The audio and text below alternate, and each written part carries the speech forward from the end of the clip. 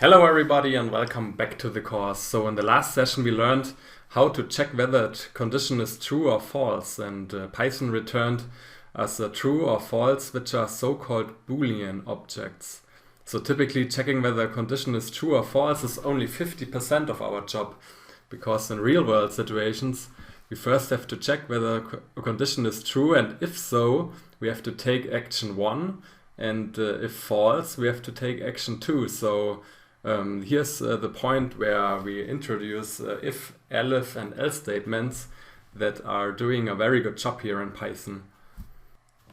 So first of all we define two variables, a and b equals 5, and then we check whether a is less than 10. So we start with the keyword if a less than 10, and then we need a colon, and then we press enter. And you can see here Python makes automatically an indent.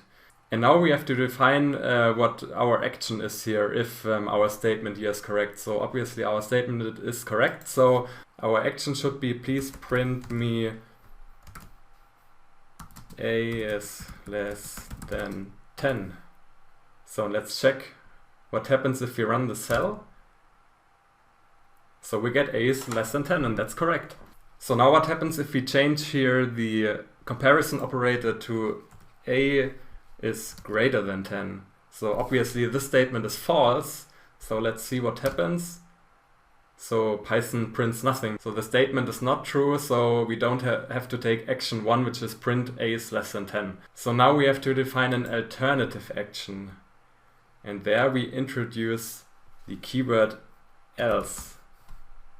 We make a colon, press enter, and then you can see also here Python makes automatically an indent, and then we define our alternative action. So if the statement a is greater than 10 is not true, what should be the action? And the action here is print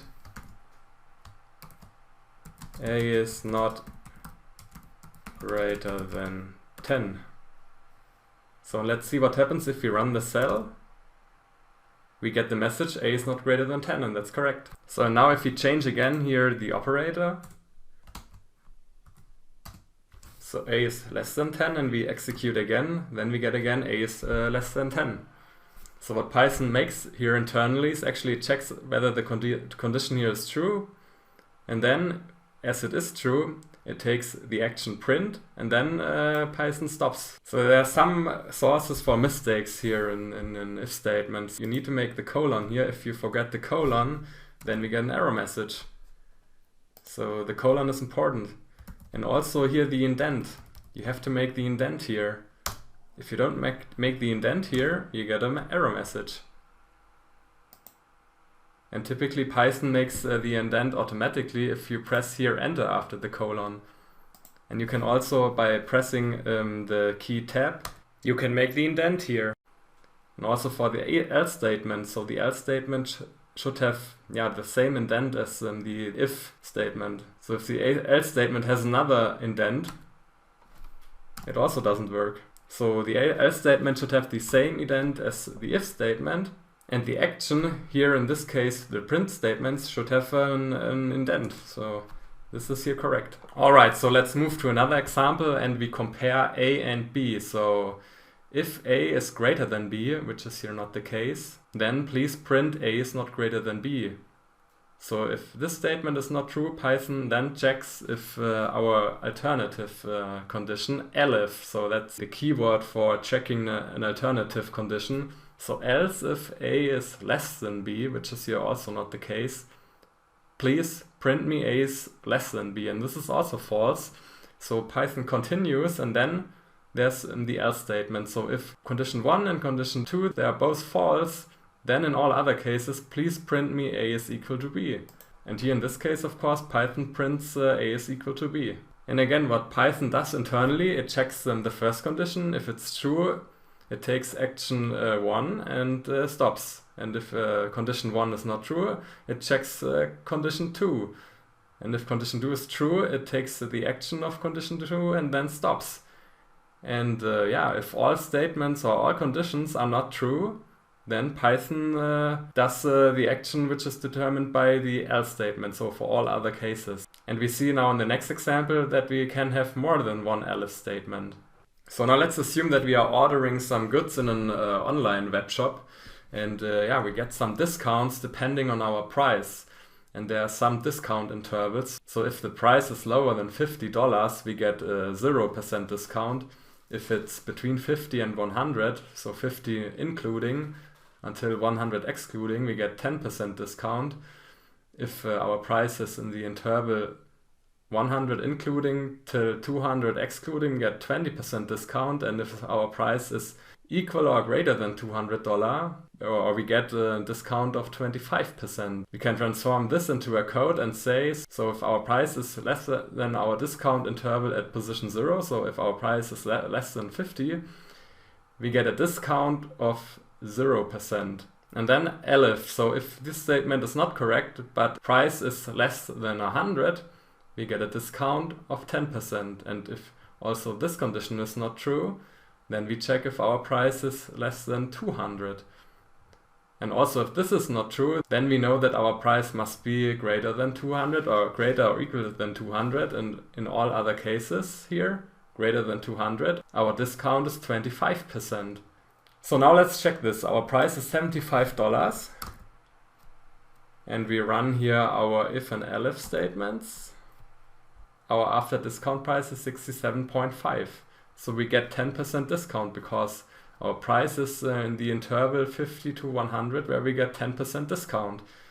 And also let's assume if we have a price of 40, so I would assume to get 0% discount, and our after discount price is 40. And also let's assume our price is 1000.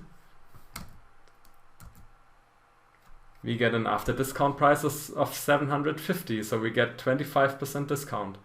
And we can further increase the elif statement, so there's no restriction on the elif statements. We can have here, let's say, 50 elif statements. So this is quite flexible here. Alright, so let's move on to the while loop. So let's set a to 10, and let's check whether a is less than 20. And if a is less than 20, we increase a by 1. So this is here a plus equals 1 is the same as a equals a plus 1, so that's an abbreviation here. We can do that. So if a is less than 20, please increase a by 1 and print a. And let's see what happens if we run the cell. So we get 11, and then we can rerun again, because now a is 11, and we can check again if it's less than 20. Now we get 12. And we can repeat this process many times until we should reach 20 in the end. So let's check it. So now we have reached 20, and now if we rerun the cell again, we check whether a is less than 20. So 20 is less than 20, and this is a false statement. And here our loop stops. Yeah, and as you can see here, I mean, it's a bit inconvenient to do this process or to repeat this process manually, and there the while loop comes into play.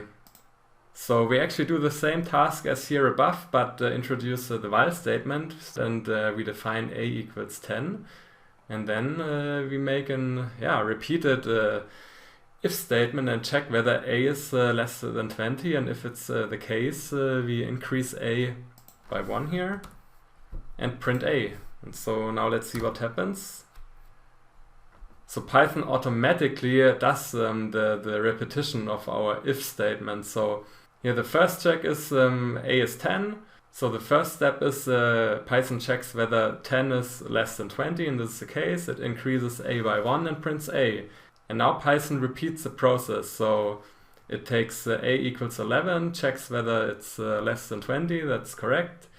Increases a by 1 and again prints a, so this is 12. Python repeats the process until we reach a equals 20. And this is all automated, so we don't have to make this manually. And that's the purpose of a while loop. And then in the end we can also print again a to check, okay, this is our final result. So the while loop stopped when a is 20. So let's move on to a more realistic case here, a more real world situation to say. So let's assume we are in charge of loading a container ship, and we have to check if the freight exceeds the maximum freight that is allowed. And we assume here that the maximum allowed weight is 1,000 tons and our actual weight is 1,100 tons. And we have many containers on our ship, and we can reduce our freight by unloading a container. And we assume that a container's weight is 70 tons, so per step we can reduce the weight by 17 tons. And so we are introducing here a while loop. So we are checking if our weight is greater than our maximum allowed weight. And if this is the case, we print the caution statement: the freight with X tons is too heavy. And in the next step, we reduce our weight by our reduction step. So we unload one container, and we repeat this process so many times until our actual weight is less or is not greater than our maximum weight. And in the end, we reach it, and our while loop stops. We print the final result: the freight with X tons is okay. And let's assume that our actual weight is 1,100 tons, so it's heavier than our max weight. And let's check what Python does here.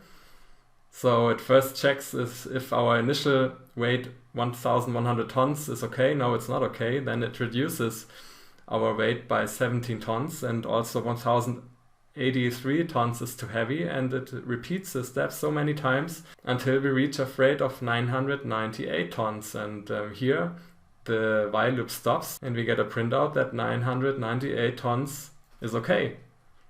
So this works. Alright, so we learned a lot about if, elif and else statements and the while loop, and in the next session we are getting introduced to for loops, which are also very important. So see you in the next session. Thank you. Bye.